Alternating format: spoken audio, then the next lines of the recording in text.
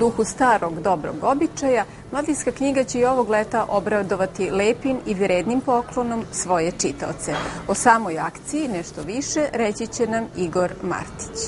Pošto je završena akcija prodaje knjige Čudesna Srbija po promotivnoj ceni, Mladinska knjiga Beograd je za kupce ovog izdanja osmislila novu i izuzetno zanimljivu akciju. U nastupajućem periodu uz ograničen tiraž Čudesne Srbije svi kupci će dobiti i vredan poklon.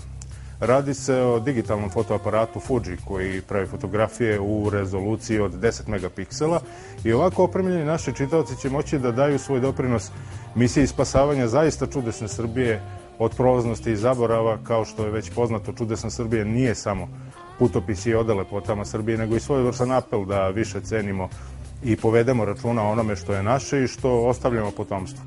Jednostavno, ovo je knjiga koja zaslužuje počasno mesto u biblioteci svake porodice.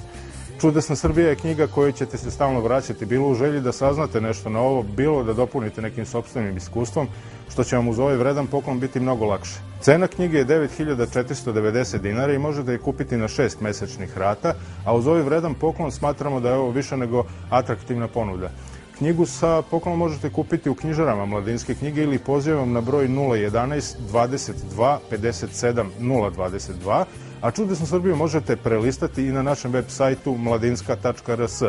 Mladinska knjiga je već dokazala da se čitanje isplati, pa neka se isplati još više.